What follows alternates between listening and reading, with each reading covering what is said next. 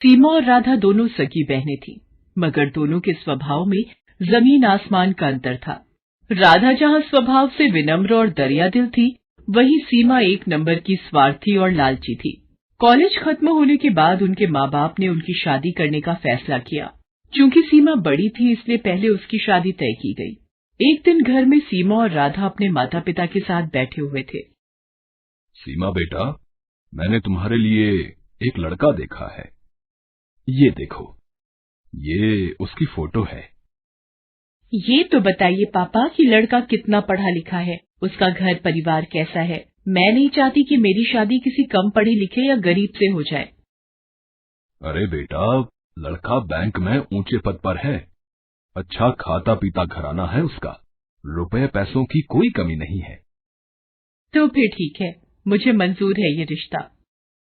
निश्चित समय पर बड़े धूमधाम से सीमा की शादी कर दी गई। चूंकि सीमा बड़ी बेटी थी, इसलिए उसके पापा ने शादी में कोई कसर नहीं छोड़ी। उन्होंने अपनी हैसियत से ज्यादा खर्च किया इस शादी पर। इसकी वजह से उन पर अच्छा खासा कर्ज भी हो गया। कुछ समय बाद राधा भी शादी के लायक हो गई। एक दिन, सुनो जी, मैंने राधा के लिए भी एक लड़का देखा है। ये लोग सीमा के ससुराल वालों जितने अमीर तो नहीं हैं, मगर शहर में उनका अपना घर और अपनी किराने की दुकान है। अपनी राधा खुश तो रहेगी ना वहां? हाँ हाँ, क्यों नहीं। चाहता तो मैं भी था कि सीमा की तरह राधा की शादी भी बड़े धूमधाम से करूं, मगर पैसे की समस्या सामने खड़ी है। कितने बड़े बड़े घरों में उसके लिए रिश्ता देखा, मगर पैसों की वजह से बात आगे नहीं बढ़ पाई। तभी राधा वहां आ जाती है। वो अपने माता पिता की सारी बातें सुन चुकी थी। आप चिंता मत करो पापा, आपने जहां मेरा रिश्ता तय किया है, मैं वहीं खुश रहूंगी। मुझे तो बस आप लोगों का आशीर्वाद चाहिए। राधा की बातें सुनकर उसके पिता को थोड़ी शांति मिली। निश्चित समय पर बड़े ही सीधे साधे तरीके से राधा की भी शादी हो गई। राधा के ससुराल में केवल उसकी सास थी, जो अक्सर बीमार रहा करती थी। राधा ने आते ही घर की सारी जिम्मेदारी अपने सर ले ली, जिससे उसकी सास को बड़ी राहत मिली। राधा दिन भर घर का काम करती थी और समय मिलने पर वह दुकान के कामों में अपने पति का हाथ भी बटाती थी। उधर सीमा की जिंदगी ऐशो आराम से गुजर रही थी। कभी शॉपिंग तो कभी किटी पार्टी। उसका सारा समय इन्हीं चीजों में बीतता था। एक दिन राधा और उसके पति दुकान पर थे। तभी वहां एक चमचमाती कार आकर रुकी। उसमें से सीमा और उसके पति निकले। सीमा के हाथ में मिठाई का डिब्बा था। दोनों दुकान में गए और सीमा राधा को मिठाई का डिब्बा देते हुए बोली, तेरे जीजा जी ने आज ही इस कार की डिलीवरी ली है। पूरे 20 लाख की कार है। मैंने सोचा ये खुशखबरी राधा को दी जाए।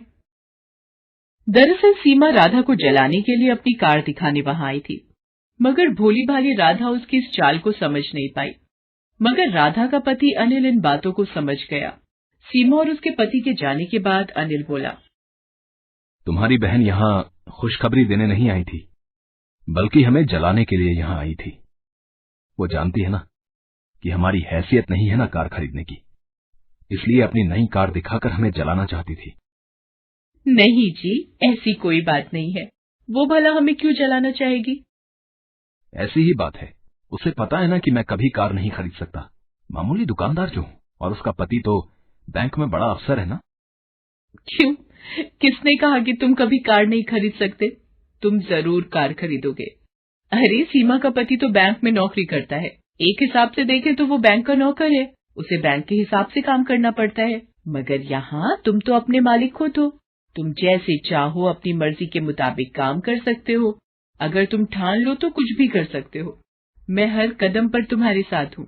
देखना, थोड़ी ही दिनों में तुम एक कार क्या 10 कारों के मालिक बन जाओगे। उसने सारी चिंता छोड़कर जी तोड़ मेहनत करना शुरू किया। वो रोजाना सुबह 7 बजे दुकान खोलता था और देर रात 10 बजे तक दुकान पर ही रहता था। दोपहर के बाद राधा भी उसका हाथ बटाने दुकान पर आ जाती थी। राधा और अनिल दोनों ही स्वभाव से कोमल थे। ग्राहकों से बड़ी ही विनम्रता से बात करते थे। इसका नतीजा ये होता था कि जो भी एक बार उनके यहाँ से सामान ले जाता, वो फिर बार बार वहीं आता था। ग्राहकों को कम दाम में अच्छा माल देने के लिए राधा और अनिल ने एक शानदार योजना बनाई। वो दुकान का सामान शहर के व्यापारियों से न खरीदकर सीधे दिल्ली और मुंबई जैसे बड़े शहरों से मंगाने लगे। इससे ग्राहकों को भी अच्छा सामान मिल जाता था और दुकान में मुनाफा भी ज्यादा होता था। इस तरह धीरे धीरे कुछ ही सालों में अनिल ने राधा के नाम से कई किराने, फल, सब्जियों और डेयरी उत्पादों की दुकानों का शुभारंभ किया और उनका नाम रखा राधा ग्रोसरी मार्ट। अब अनिल और राधा की शहर में कई ग्रोसरी दुकानें थीं। उनकी गिनती अब शहर के जाने माने और अमीर हस्तियों में होने लगी थी। राधा की सास तो खुशी से फूली नहीं समाती थी। वो सबसे कहती थी, अरे मेरी बहू तो साक्षात लक्ष्मी का रूप है। वो इस घर में आई और देखो घर को क्या से क्या बना दिया। साक्षात लक्ष्मी है मेरी बहू। मिट्टी को हाथ लगा दे तो सोना बन जाए। एक दिन अनिल नई कार लेकर घर आया। अरे फिर नई कार ले आए? मैं कुछ नहीं कर रहा। ये तो तुम्हारी बात ही सच हो रही है। कौन सी बात? अरे तुमने ही तो कहा था ना कि मैं 1 नहीं 10 कारों का मालिक बनूंगा। लो, उनमें से 7 तो आ गई, बस अब 3 और बची हैं। राधा खिलखिलाकर हंस दी। चलो इसी खुशी में तुम्हारी बहन के घर मिठाई दे आए। दोनों मिठाई लेकर सीमा के घर चले। कार से उतरकर दोनों उसके घर के अंदर पहुंचे। अंदर सीमा और उसके पति में लड़ाई चल रही थी। इस लड़ाई की धुन में उन्हें पता ही नहीं चला कि कब राधा और अनिल वहां आए। अरे मैं पूछती हूँ कि जरूरत क्या थी बैंक में पैसे गबन करने की? तुम्हारी जमानत करवाने में घर की सारी जमा पूंजी खर्च हो गई। पर से बैंक ने तुम्हें नौकरी से भी निकाल दिया है। घर में एक पैसा भी नहीं है। घर, गाड़ी सब गिरवी पड़े हैं। तुम्हारे एक गलत कदम ने सब मिट्टी में मिला दिया।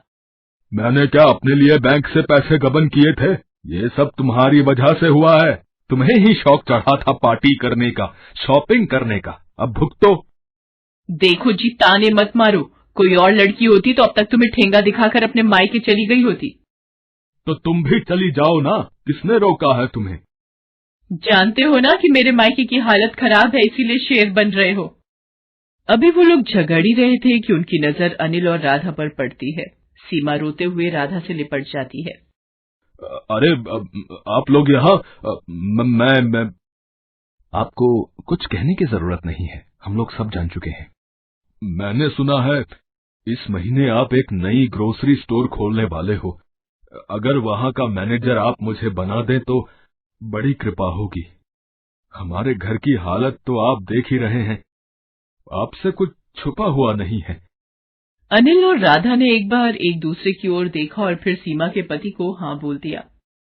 अब सीमा का सारा घमंड चूर चूर हो गया था। एक समय में जिसे वो अपने दौलत की झूठी शान दिखाकर जलाना चाहती थी, आज वो उसी के रहमो करम पर थी। उसे एहसास हो गया था कि दौलत पर कभी घमंड नहीं करना चाहिए। प्रीति की बुआ शोभा दिल्ली में रहती थी। प्रीति के पिता धनराज चाहते थे कि प्रीति अपने कॉलेज की पढ़ाई शहर में अपनी बुआ के घर रहकर ही पूरी करे। प्रीति, तुम्हारी बुआ ने सोनिया के कॉलेज में बात कर ली है। तुम अपना सारा सामान पैक कर लो, कल सुबह की तुम्हारी बस है। प्रीति, शोभा दीदी बहुत अच्छे स्वभाव की हैं। वो तुम्हारा पूरा ध्यान रखेंगी। अगले दिन प्रीति अपनी बुआ के घर दिल्ली आ जाती है। सोनिया शोभा से कहती है, मम्मी आपको मेरा ही कॉलेज मिला था इस गांव की गवार के एडमिशन के लिए। सोनिया धीरे बोलो, प्रीति बाहर ही है और वो तुम्हारे मामा जी की बेटी है। भूलो मत, तुम्हारी माँ भी एक गांव से ही शादी करके शहर आई थी। मम्मी आप जो भी बोलो पर मुझे इस गांव वाली से दूर ही रखना, वरना मेरा स्टेटस भी खराब हो जाएगा। पता नहीं, लग रहा है इसके आने से घर में गोबर जैसी बदबू आ रही है। मैं जरा नहा कर आती हूँ। प्रीति सोनिया के कमरे से आती आवाजों को सुन तो रही थी, पर अपनी बुआ के निर्मल स्वभाव के कारण वो उस वक्त चुप रही। अगले दिन प्रीति कॉलेज जाने के लिए तैयार होती है। तुम ये देसी सलवार कमीज में कॉलेज जाओगी? पर गांव में तो मैं यही सलवार सूट ही पहनती हूँ और मैं यही लेकर आई हूँ। नहीं नहीं प्रीति, ये अच्छा है जो भी तुमने पहना है। सोनिया को तो फिजूल में मजाक करने की आदत है। वैसे मैंने ड्राइवर को बोल दिया है, तुम सोनिया के साथ ही कॉलेज चली जाओ। सोनिया, प्रीति का कॉलेज में पहला दिन है, इसका ख्याल रखना। सोनिया मुंह बनाती हुई गाड़ी में जाकर बैठ जाती है। प्रीति भी उसके साथ चुपचाप गाड़ी में बैठ जाती है। पूरे रास्ते प्रीति सोनिया से बात करने की कोशिश कर रही थी, पर सोनिया बार बार अपने मेकअप में और अपनी सेल्फी लेने में ही व्यस्त रही। सोनिया कॉलेज आने से थोड़ी देर पहले ही ड्राइवर को गाड़ी रोकने के लिए कहती है, ड्राइवर गाड़ी रोको, प्रीति गाड़ी से नीचे उतरो। पर सोनिया मैडम, आपका कॉलेज तो अभी थोड़ा आगे है। ड्राइवर, तुमसे जितना कहा जा रहा है उतना सुना करो। और प्रीति, तुम यहाँ से कॉलेज अकेले जाओगी पैदल। मैं नहीं चाहती कि मेरी फ्रेंड्स तुम जैसी गांव की गवार को मेरे साथ गाड़ी से उतरते हुए देखें। सोनिया प्रीति को गाड़ी से उतार देती है और गाड़ी आगे चली जाती है। प्रीति अकेली सड़क पर पैदल ही कॉलेज तक पहुंचती है। वो सोनिया के पास जाती है। सोनिया, सोनिया सुनो तो। सोनिया, वो सलवार कमीज वाली लड़की तुम्हें आवाज दे रही है। पायल, तू कैंटीन में मेरा वेट कर, मैं थोड़ी देर में आती हूँ। क्या बात है प्रीति, मैंने तुमसे कहा था मेरे से कॉलेज में दूर रहना, पर तुम सबके सामने इतनी तेज आवाज लगाकर क्यों बुला रही हो? सोनिया, मैं यहाँ पर किसी को भी नहीं जानती हूँ, इसीलिए तुम्हें बुला रही थी। क्या तुम मुझे सबसे मिलवा सकती हो? आज इसका सबसे मिलने का किस्सा ही खत्म कर देती हूँ। चला कैंटीन में, सबसे तेरी पहचान करवाती हूँ। सोनिया प्रीति को कॉलेज की कैंटीन में ले जाती है। फ्रेंड्स, इससे मिलिए, ये है गांव से आई हुई एक बहुत ही सुशील लड़की प्रीति। ये आप सबके साथ पहचान करने आई है। अच्छा, आओ प्रीति, हमारे साथ बैठो। प्रीति जैसे ही कुर्सी पर बैठने लगती है, सोनिया कुर्सी खींच लेती है। प्रीति जमीन पर गिर जाती है। ओह सॉरी प्रीति, मुझे लगा तुम दूसरी कुर्सी पर बैठने वाली हो।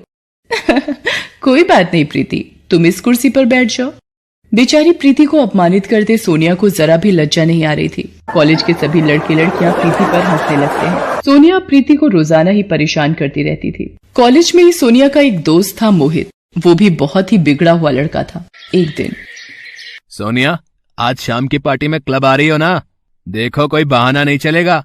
आज मेरा जन्मदिन है और तुम बिल्कुल मना नहीं कर सकती हो। हाँ मोहित, तुम मेरे बेस्ट फ्रेंड हो, मैं तुम्हारे जन्मदिन की पार्टी में जरूर आऊंगी।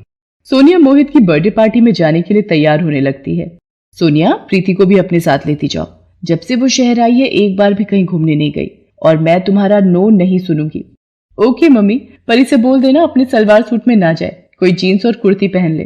प्रीति भी सोनिया के साथ क्लब की पार्टी में चली जाती है। सोनिया प्रीति को एक टेबल पर बिठाकर मोहित और उसके दोस्तों के बीच चली जाती है। Hello Sonia, thank you so much, तुम मेरी पार्टी में आ गई, मानो 4 चांद लग गए। आओ डीजे पे डांस करते हैं। सोनिया मोहित और उसके दोस्तों के साथ डीजे पर डांस में व्यस्त हो जाती है। प्रीति पानी लेने के लिए काउंटर पर जाती है। तभी, कितनी गोलियां डाली हैं ड्रिंक में? बेफिक्र रहो, इतनी गोलियां डाल दी हैं कि सोनिया को सुबह तक होश नहीं आएगा। ये लोग सोनिया के बारे में क्या बात कर रहे हैं? उसे क्या पिलाने वाले हैं? मुझे सोनिया को बताना ही होगा। ये जरूर सोनिया के साथ कुछ गलत करने वाले हैं। मोहित सोनिया के लिए ड्रिंक लेकर जाता है। प्रीति सोनिया से कहती है, सोनिया, इन्होंने इस पानी में कुछ मिलाया है, तुम इसे मत पीना। ये क्या बकवास कर रही हो? सोनिया, ये लड़की कौन है? कॉलेज में भी ये मेरे साथ चिपकने की कोशिश कर रही थी। मैंने इसे भाव नहीं दिया तो अब ये तुम्हें मेरे खिलाफ भड़का रही है। बिल्कुल गांव की गवार लड़की है ये। तुम इसे मेरे बर्थडे की पार्टी में ले आई हो और ये सारा मजा किरकिरा कर रही है। मेरे से बहुत बड़ी गलती हो गई जो मैं तुम्हें अपने साथ इस पार्टी में ले आई। अभी के अभी ऑटो करो और यहाँ से रफा दफा हो जाओ। इस पार्टी में मुझे तुम्हारी शक्ल ना दिख जाए। गार्ड, इस लड़की को गेट से बाहर कर दो। प्रीति को ना चाहते हुए भी क्लब से बाहर जाना पड़ता है, पर उसे सोनिया की चिंता हो रही थी और वो सोनिया के पास वापस जाने का तरीका ढूंढ रही थी। उधर मोहित सोनिया को नशे की गोलियां मिलाकर वो ड्रिंक पिला देता है। मोहित, मुझे चक्कर आ रहे हैं, सिर घूम रहा है। अब एक काम करते हैं ना, हम ऊपर रूम में चलते हैं। मोहित सोनिया को होटल के कमरे में ले जाता है और सोनिया के नशे में होने का फायदा उठाने लगता है। मोहित, छोड़ो मुझे, ये क्या कर रहे हो? बचाओ, बचाओ। क्यों? कॉलेज में तो बड़ा स्टाइल मारती रहती हो, अब शर्माने का नाटक क्यों? मैं ही तो हूँ तुम्हारा बेस्ट फ्रेंड, मुझसे क्या शर्माना। तभी दरवाजा पीटने की आवाज आने लगती है। सोनिया किसी तरह दरवाजा खोलने में कामयाब हो जाती है। प्रीति, तू? मैंने तो... सोनिया बेहोशी की हालत में थी। इतनी देर में शोभा भी होटल पहुंच जाती है। प्रीति ने शोभा को फोन कर दिया था और सारी बात बता दी थी। शोभा ने मैनेजर से फोन पर बात की और प्रीति को अंदर आने की इजाजत मिली। सर, इसी लड़के ने सोनिया को नशे वाला पानी पिलाया था। गार्ड, पकड़ लो इस लड़के को, हमारे होटल का नाम खराब करता है। तुझे तो मैं पुलिस के हवाले करूंगा। इंस्पेक्टर साहब, इस लड़के को यहां से ले जाइए। बड़े घर के बिगड़े साहबजादे हैं ये, जेल की हवा भी खानी जरूरी है। शोभा प्रीति के साथ सोनिया को घर ले आती है। अगली सुबह, प्रीति, मुझे माफ कर दो, मैंने हमेशा तुम्हारा अपमान किया। तुम गांव से आई हो ये कहकर हमेशा तुम्हारा मजाक बनाया, पर कल तुमने मेरी इज्जत बचाकर मेरे ऊपर बहुत बड़ा एहसान किया है। मुझे अपनी गलती का एहसास है। क्या तुम अपनी बहन को माफ कर दोगी? हाँ, एक शर्त पर माफ कर सकती हूँ। कॉलेज की कैंटीन का समोसा मुझे अपने हाथों से खिलाओगी? उस दिन के बाद से सोनिया का स्वभाव प्रीति के लिए बिल्कुल बदल जाता है। शोभा भी ये सब देखकर बहुत खुश होती है। शहर की छोरी, गांव की गोरी एक दूसरे के दिल में प्यार की जगह बना लेती हैं।